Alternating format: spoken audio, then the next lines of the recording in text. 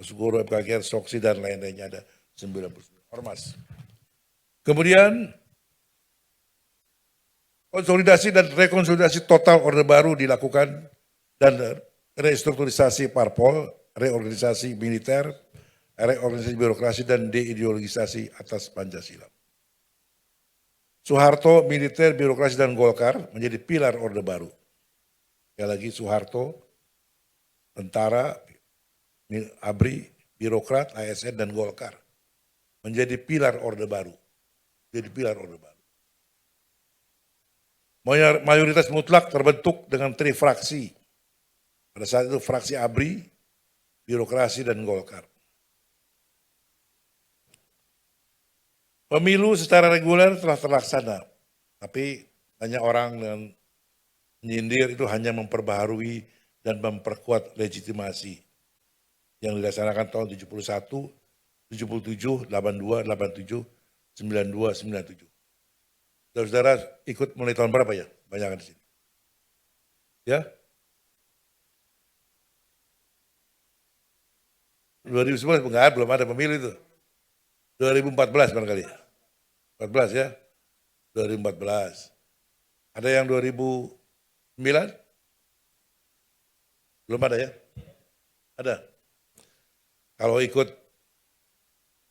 tahun 71 ya kayak saya udah ketuaan saudara.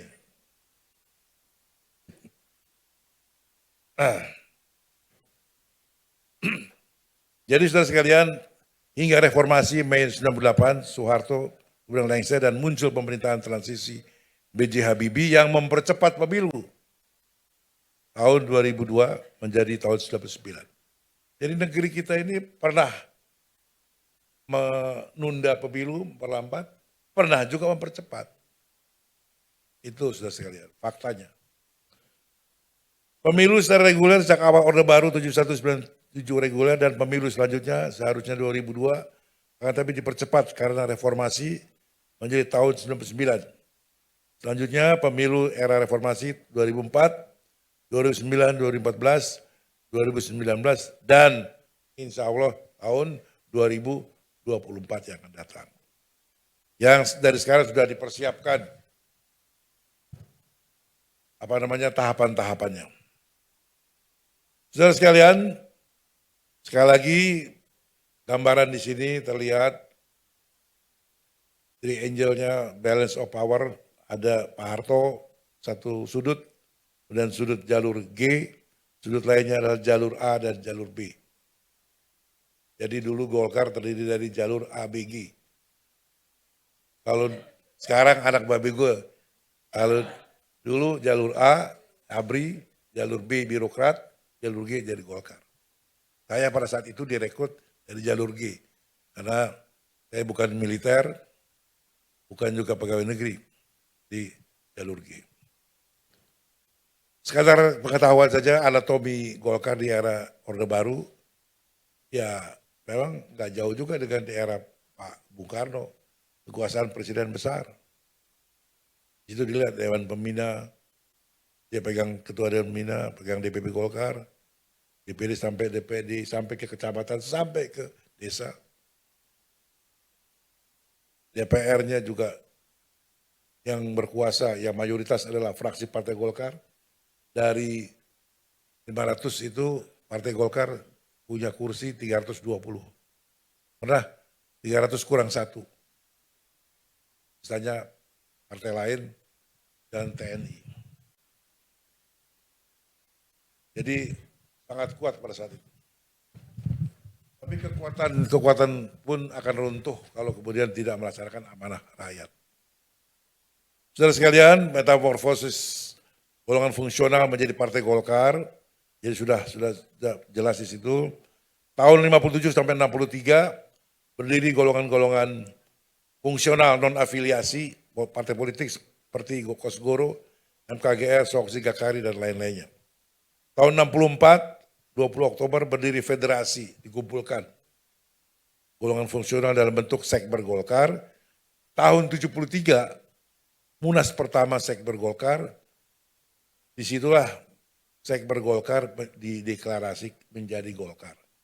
Jadi di tahun 73 menjadi Golkar, dari Sekber Golkar. Yang dalam hal ini menjadi peserta pemilu dalam masa Orde Baru, berturut-turut 32 tahun, menang terus. Kemudian tahun 98 Pak Harto lengser, terjadilah reformasi hiruk pikuk, serta terbentuk pemerintahan transisi B.J. Habibie secara sah. Walaupun beliau merasa kurang legitimasi, sehingga beliau katakan kita percepat saja pemilu. Golkar kalah pada saat itu. Kita nomor 2 tahun 99. Nomor 1 PDI Perjuangan. Tahun 2004 kita rebut kembali, menang. Tahun 2004. Tahun 99 sampai 2004 fase 2 demokrasi liberal Indonesia. Deklarasi Golkar menjadi Partai Golkar. Nah, di situ. Banyak juga yang nggak setuju, ada juga yang nggak setuju. Padahal itu perintah bangsa dan negara, bukan kehendak sendiri. Karena tidak boleh lagi ada partai yang berbeda, harus sama. Sehingga membangun paradigma baru, Partai Golkar membangun paradigma baru dengan new paradigm, menempatkan Partai Golkar sebagai partai politik sepenuhnya seperti yang lain yang mengawal reformasi. Partai Golkar sebagai penyeimbang terhadap kekuasaan pemerintah. Tahun 99-2004. Tahun 2004 sampai 2014, Partai Golkar sebagai pendukung pemerintah. Karena memang dalam literatur Golkar, kalau dilihat, kalau dibaca, bahwa Partai Golkar itu salah satu tekadnya adalah membangun negara, mensukseskan pembangunan bersama dengan pemerintahan yang sah. Jadi posisi Partai Golkar memang dalam hal ini tanpa kehilangan daya kritisnya, daya koreksinya, maka dia mendukung pemerintah yang sah semata-mata untuk terjadi pembangunan demi terwujudnya kemakmuran dan kesejahteraan rakyat. Dan kita lihat sekarang meskipun kita Golkar kalah dalam pemilu-pemilu di tahun 2009, 2014, 2019, tapi selalu pemerintah atau presiden yang terpilih menempatkan kader-kader Partai Golkar terbaik untuk menjadi pembantunya. Dan di DPR juga kita posisinya adalah mendukung kritis, yang disebut sebagai loyal kritis. Kritis tapi loyal tapi kritis. Saudara sekalian, Partai Golkar berubah menjadi pendukung pemerintah melalui Munaslup tahun 2016 dan seterusnya. Dan 2014 sampai 2019 sebagai pendukung pemerintah Presiden Jokowi. Kemudian di 2019 sebagai pendukung Jokowi baru sampai 2024. Saudara sekalian, untuk sekadar diketahui bahwa infrastruktur sosial politik Partai Golkar adalah partai yang tertua di Republik ini sudah besar. Tidak banyak Partai Golkar yang memiliki infrastruktur seperti kita, tidak banyak. Partai Golkar memiliki 10 ormas. 3 adalah ormas yang dalam sejarah mendirikan, yang di atas itu Osgoro 57, Osok CMPR. Kemudian 5 organisasi ormas yang didirikan oleh Partai Golkar untuk perluasan basis partai, AMPI, HWK, MDI, Partai Ulama, dan Al-Hidayah. Ditambah lagi dengan 2 organisasi sayap, Youth Wing dan Women Wing, AMPG dan KPPG. Sayap Partai Golkar. Ini infrastruktur sosial kita yang bisa menjadi sumber kader Partai Golkar. Bisa menjadi sumber pemimpin negara yang disumbangkan melalui Partai Golkar. Nilai-nilai dasar Partai Golkar, saudara sekalian, asasnya adalah Golkar Pancasila, nggak ada lagi. Pancasila adalah ideologi negara. Jadi kita mengadopsi ideologi negara sebagai ideologi kita, ideologi Partai Golkar. Karena itu bagi yang belum anggota Golkar, tidak usah ragu-ragu masuk menjadi anggota Golkar. Ya. Karena ideologinya kita tidak ideologi komunis, sosialis, atau sektarian atas dasar agama, tapi kebangsaan yaitu Pancasila. Ciri-ciri Partai Golkar, karya dan kekaryaan. Karya dan kekaryaan, masyarakat atau politik kekaryaan adalah membangun konstruksi politik tidak dengan pertentangan kelas atau perbedaan-perbedaan kelas, namun berdasarkan fungsi dan profesi di dalam masyarakat. Sehingga terjadi keseimbangan dan harmonisasi di dalam masyarakat serta menjadi politik yang produktif. Kita mengembangkan politik sama dengan mengembangkan kekuatan hankam, kekuatan ekonomi, kekuatan hukum, budaya, dan sosial, dan lain-lainnya. Jadi partai politik sebagai pilarnya harus diberi kekuatan, harus menjadi kekuatan yang tangguh. Karena demokrasi pilarnya adalah partai politik. Kalau partai politiknya tidak ada, ya demokrasi nggak jalan. Siapa yang menjalankannya? Bahwasanya partai politik sekarang belum kuat, ya mari kita kuatkan. Terima kasih kepada saudara. Saudara hadir di sini adalah memperkuat Partai Golkar. Tidak bicara hari ini, mungkin besok atau lusa tahun depan, dan seterusnya. Pada pasal 3 ayat 1 anggaran dasar kita menjelaskan bahwa Golkar adalah organisasi sosial politik yang berorientasi pada karya dan kekaryaan. Doktrin Partai Golkar, karya siaga gatra praja, karya siaga gatra praja. Menunjukkan surya sangkala dan arti dari doktrin Partai Golkar ini di mana organisasi golongan karya lahir tahun 1964. Maka dengan doktrin Partai Golkar tersebut, saudara sekalian, kepada anggota, pemimpinnya, kadernya, simpatisannya, kita menyatakan diri siap, sedia untuk membangun negara dan bangsa. Itu adalah makna doktrin kita. Jadi bukan doktrin kita soal hanya bagaimana menang pemilu. Menang pemilu penting.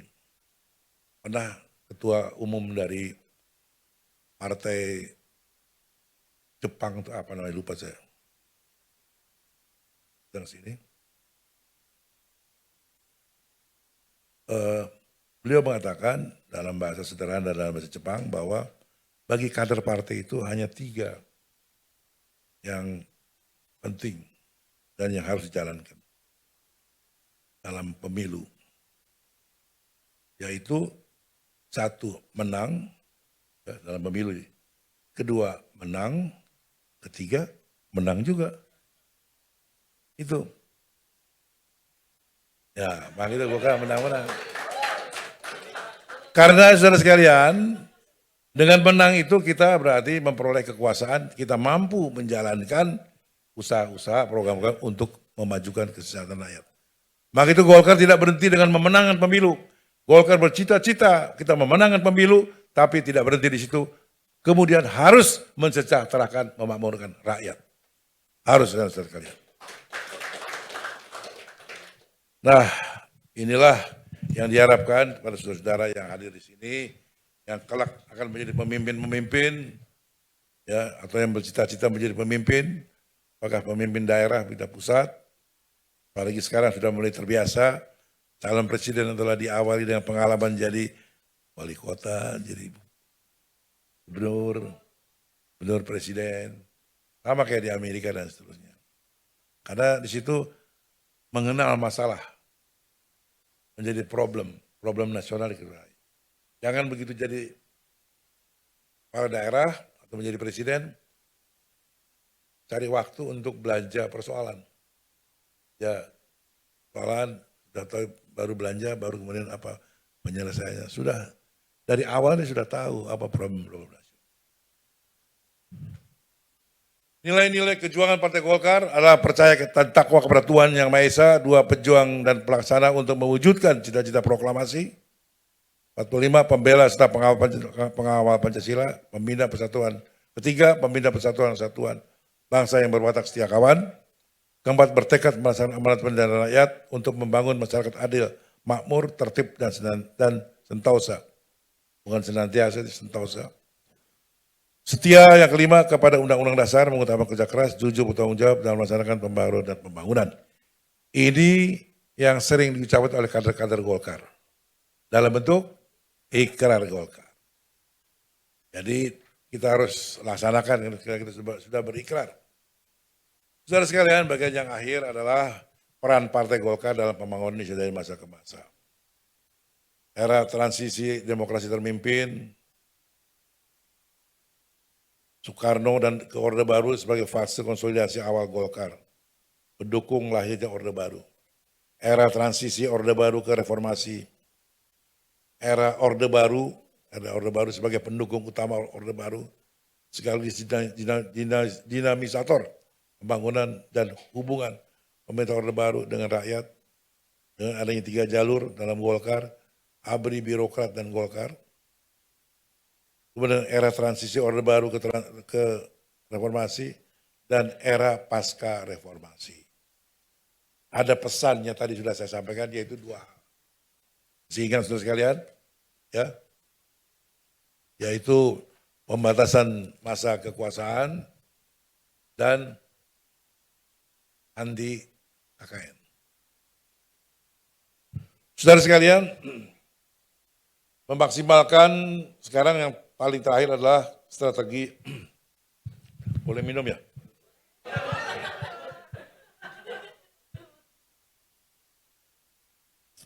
Alhamdulillah. Sampai lupa saking semangatnya saya. Lupa ada air minum. Strategi Partai Golkar dalam pemenangan dalam Pilpres, Pileg, dan Pilkada. Memaksimalkan gerakan mesin Partai